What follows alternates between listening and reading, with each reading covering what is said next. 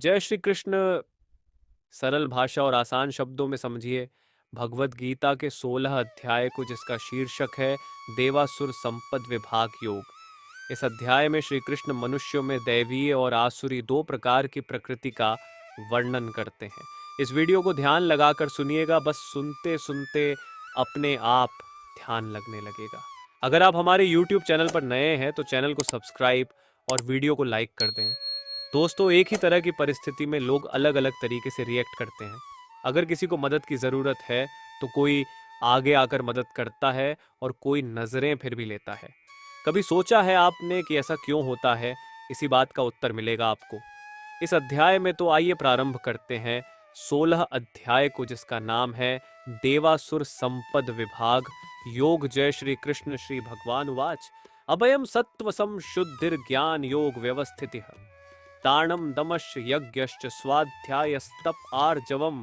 पुरुषोत्तम भगवान ने कहा कि जहां डर ना हो, अंतःकरण एकदम स्वच्छ हो, तत्व ज्ञान को हासिल करने के लिए ध्यान योग में निरंतर प्रतिज्ञा हो, सात्विक दान हो, इंद्रियों का दमन करने की इच्छा हो, भगवान देवता और गुरुजनों की पूजा की और अग्निहोत्र जैसे उत्तम कर्मों का पालन हो, वेद शास्त्रों का पठन पाठन कितने भी कष्ट आए लेकिन स्वधर्म का पालन किया जाए, ये सारे लक्षण होते हैं दैवी संपदा के। संपदा का अर्थ वैसे तो धन दौलत और ऐश्वर्य होता है दोस्तों, लेकिन दैवी संपदा के गुण हमारी दुनिया की संपत्ति से बिल्कुल अलग होते।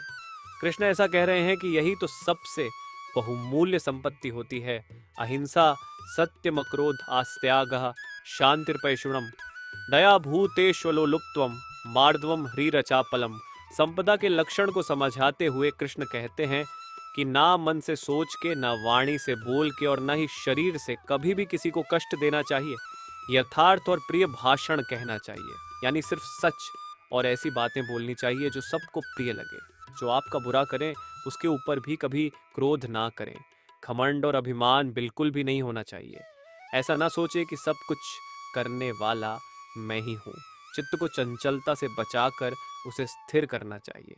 किसी की भी बुराई ना करें, सब प्राणियों पर दया की जाए, इंद्रियों में आसक्ति को ना होने दें। ये सारे लक्षण दैवी संपदा से युक्त लोगों के ही हो सकते हैं।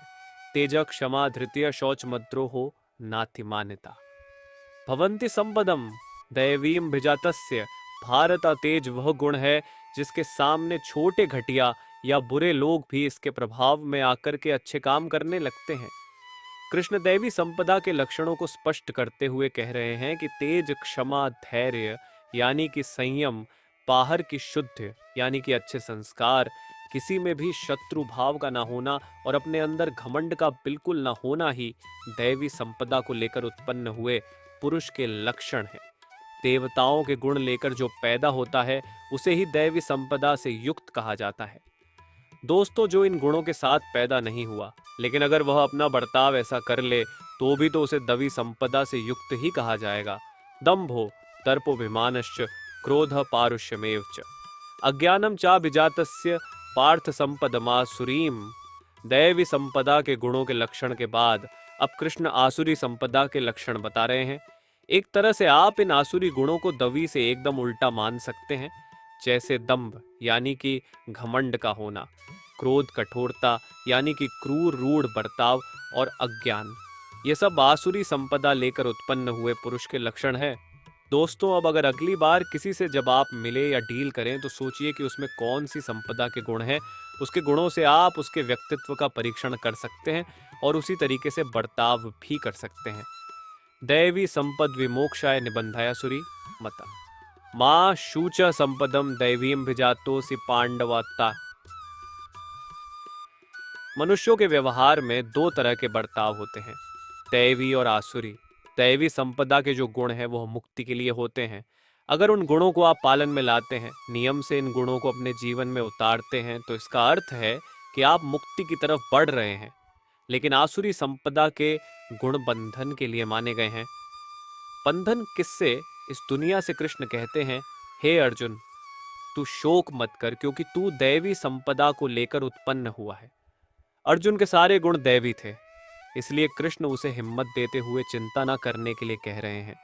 त्वो भूत्सो लोकेस्मिन् दैव आसुर एव च।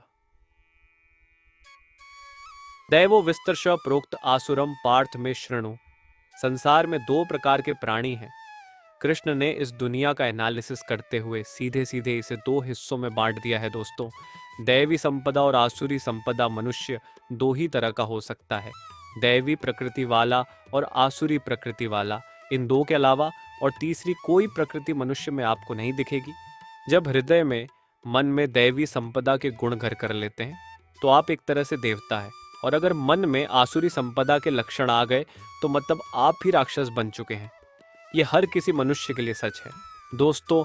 आप जितन को भी जानते हैं उनको भी इन्हीं दो श्रेणियों में बांट सकते हैं, प्रवृत्तिम च निवृत्तिम च जनान विदुरासुरा। न शौचम नापि चाचारो न सत्यम तेषु विद्यते तवाच्यू मात्सबरकीम। कृष्ण कहते हैं कि आसुरी स्वभाव वाले मनुष्य प्रवृत्ति और निवृत्ति दोनों को ही नहीं जानते। दोस्तों, अगर किसी को आप उसकी कमी या बुराई के बारे में बताएं और वह समझने को तैयार ही ना हो, तो क्या कभी वह उस कमी या उस बुराई को दूर कर पाएगा? कभी नहीं। आसुरी स्वभाव वाला यह समझता ही नहीं कि उसकी प्रवृत्ति बुरे कर्मों में है और इसलिए कभी उनसे छूट ही नहीं पाता। ऐसे लोगों में ना तो बाहर की शुद्धि होती है और ना ही अंदर की, यानी कि अंतःकरण की। इनका आचरण भी बुरा होता है और इनका भाषण सत्य ना हो के झूठा होता है। हो सके तो ऐसे लोगों से दूर ही रहे। असत्यम प्रतिष्ठम ते जगदाहुरणीश्वरम अपरस्पर संभूतम किमन्यत काम हैतुकम। आसुरी प्रकृति वाले मनुष्य इस जगत की सच्चाई समझने को तैयार नहीं होते। वह कहते हैं कि जगत आश्रय रहित है। यह दुनिया अगर किसी नियम से चल रही है तो इसके पीछे कोई तो होगा। आसुरी प्रकृति वाले मनुष्य धर्म और अधर्म के सत्य को नहीं मानते और ना ही वह ईश्वर को मानते हैं। उनका तो मानना है कि संतान केवल स्त्री पुरुष के संयोग से ही उत्पन्न होती है और इसकी वजह सिर्फ काम है। जब धर्म अधर्म में निष्ठा नहीं होती, उसके बाद बेईमानी छल या कपट करने से भी वह पीछे नहीं है। ता दृष्टिवष्टभ्य नष्टात्मानोल्पबुद्धया प्रभवन्त्युग्र कर्माण क्षयाय जगतो हिता। दोस्तों, दैवी प्रवृत्ति कंस्ट्रक्टिव होती है, यानी कि रचनात्मक, जबकि आसुरी प्रवृत्ति वालों का रवैया डिस्ट्रक्टिव होता है। ये लोग बस नाश ही करते हैं। एक ग्रुप में कुछ लोग हमेशा ऐसी सलाह देते हैं जिससे हल निकले और प्रॉब्लम सॉल्व हो, जबकि कई सिर्फ ऐसी ही बातें करते हैं जिससे परेशानी और बढ़ जाती है। आसुरी लोगों में उनके मिथ्या ज्ञान, झूठी और गलत समझ उनके स्वभाव को नष्ट कर देता है और उनकी बुद्धि को भी मंद कर देती है। ऐसे लोग सिर्फ बुरा करते हैं और जगत का सिर्फ नाश ही करते हैं। कामाश्रित्य दुष्पुरम दंभमानम दानविता मोहाद गृहीत्वा सद्ग्राहान प्रवर्तन्ते शुचिव्रता। अपने पैसे और शक्ति में चूर आसुरी हमेशा ऐसी कामनाओं में घिरे रहते हैं जो कभी भी पूरी नहीं होती। ज्यादा पैसे वाले को ही और पैसे चाहिए होते हैं, उसमें कभी भी संतोष नहीं होता। अपने आसपास आपको कितने ही ऐसे संपन्न लोग दिख जाएंगे जो सबसे अधिक बेचैन हैं। ये लोग अपने अज्ञान से मिथ्या सिद्धांतों को ग्रहण करते हैं। ये धर्म के सिद्धांत ना मानकर अपने ही झूठे सिद्धांतों में खुश होते हैं और भ्रष्ट आचरण करने के बहाने ढूंढते रहते हैं। चोरी और भ्रष्टाचार करते हुए सबको पता होता है कि यह गलत है, परंतु फिर भी करते हैं। चिंताम परिमेया च प्रलयांताम उपाश्रिता कामोपभोग परमा एतावदिति निश्चिता। कृष्ण आसुरी लोगों के ऐसे लक्षण बता रहे हैं जिससे हम उन्हें एकदम से पहचान सके। ऐसे लोग हमेशा किसी न किसी चिंता में घिरे रहते हैं। चिंताएं ऐसी जो मरने तक खत्म ना हो, यानी कि मृत्यु पर्यंत रहने वाली असंख्य चिंताएं। जो चिंता में ही घिरा रहेगा वह सत्य से साक्षात्कार कैसे करेगा? दोस्तों, आसुरी लोगों का वैसे सत्य से कोई वास्ता भी नहीं होता। ये बस विषय भोगों में तत्पर रहते हैं।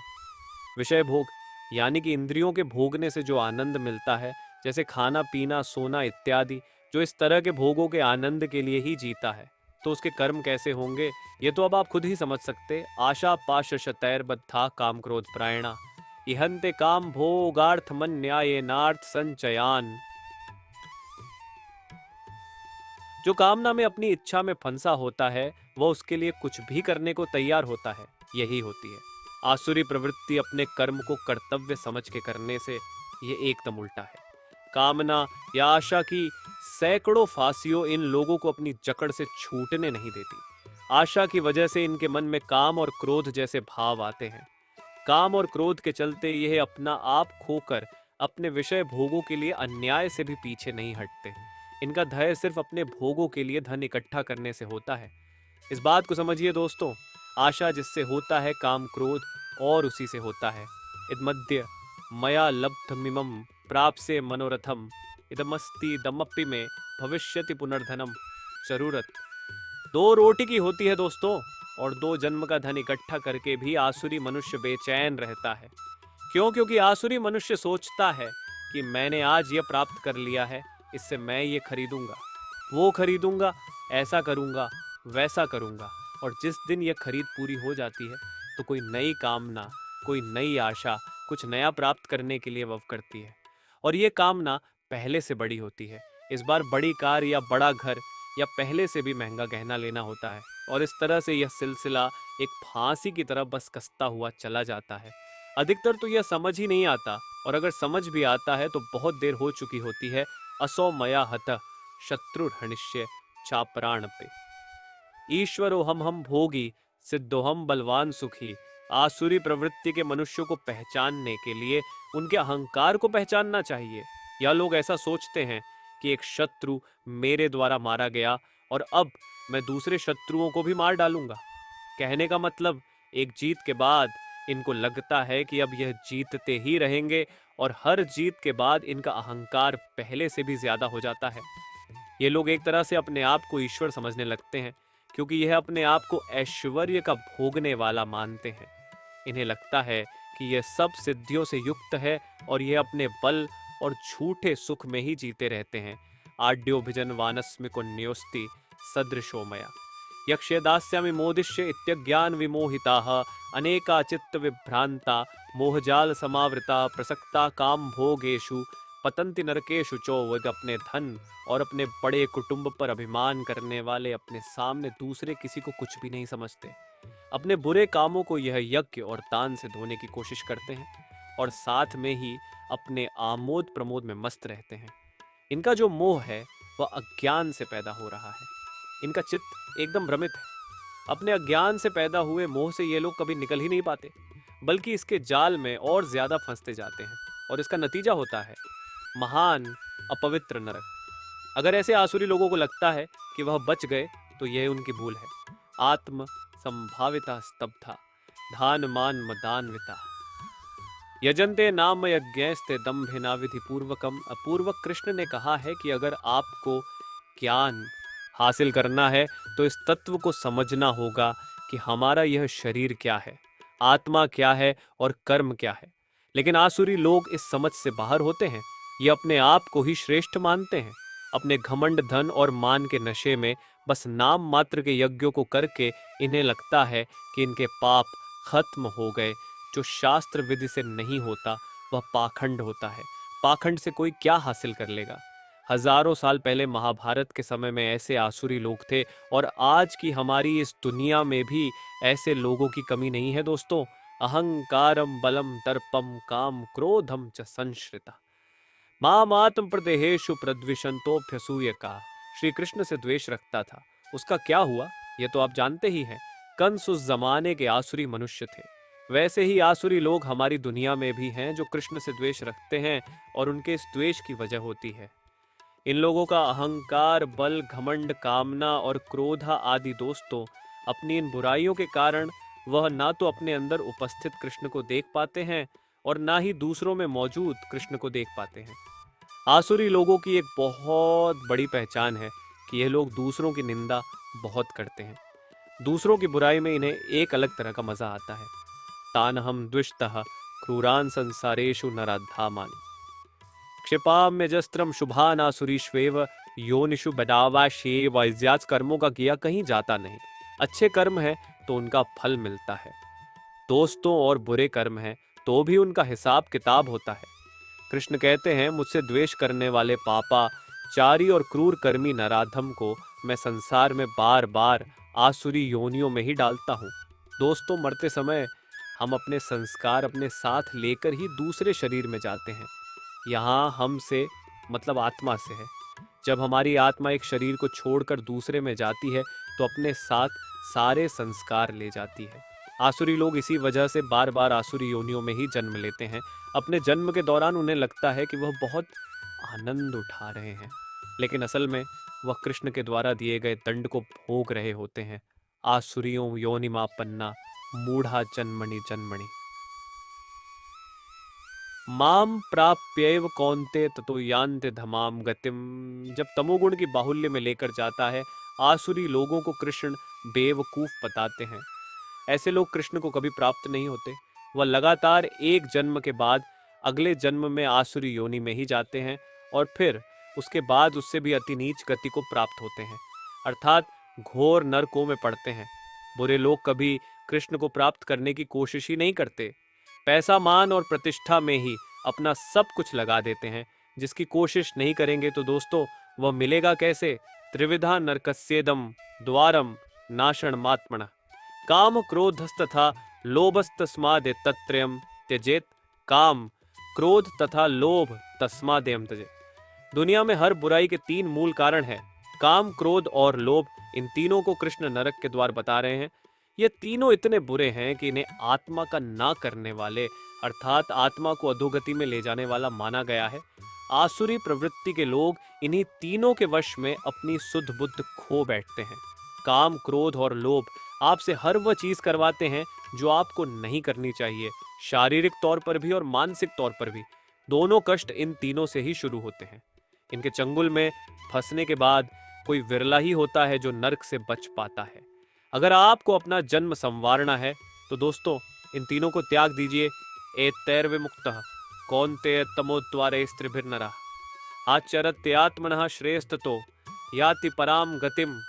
काम, क्रोध और लोभ को कृष्ण नरक का द्वार बताते हैं।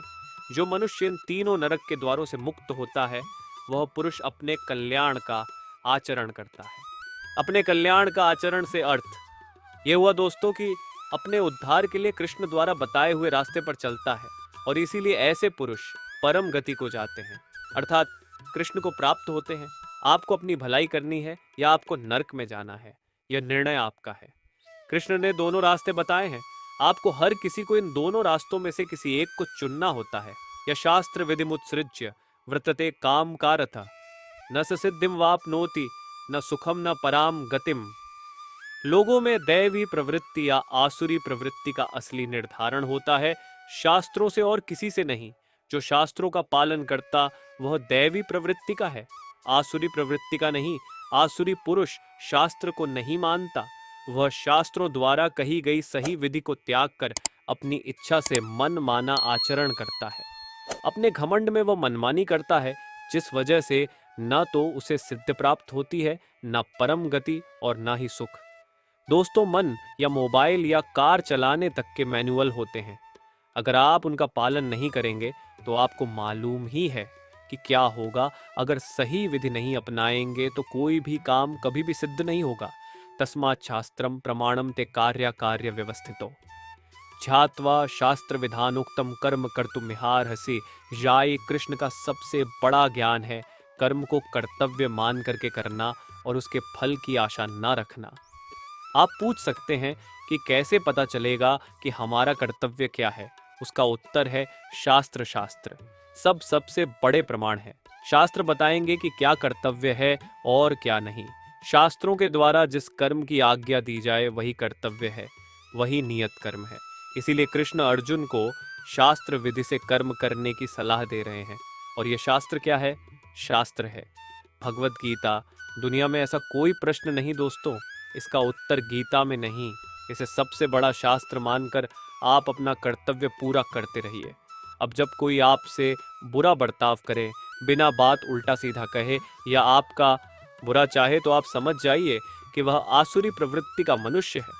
ऐसे लोगों की संगत से जितना हो सके उतना दूर ही रहे और खुद अपनी प्रवृत्ति को दैवी बनाइए ताकि ज्यादा से ज्यादा लोग आपके पास आए, आपका सानिध्य चाहे। तो दोस्तों यहीं पर मैं विराम देता हूँ अध्याय 16 को और फिर मिलते हैं अगले अध्याय में। यदि आपका कोई भाई बंधु परेशानी, चिंतित, जीवन की समस्या से जूझ रहा हो, ये वीडियो उसे ज़रूर शेयर करें और वीडियो को लाइक कर दे, यूट्यूब चैनल को सब्सक्राइब कर लें। अपना प्यार और सपोर्ट हमेशा बनाए रखें। जय श्री कृष्ण।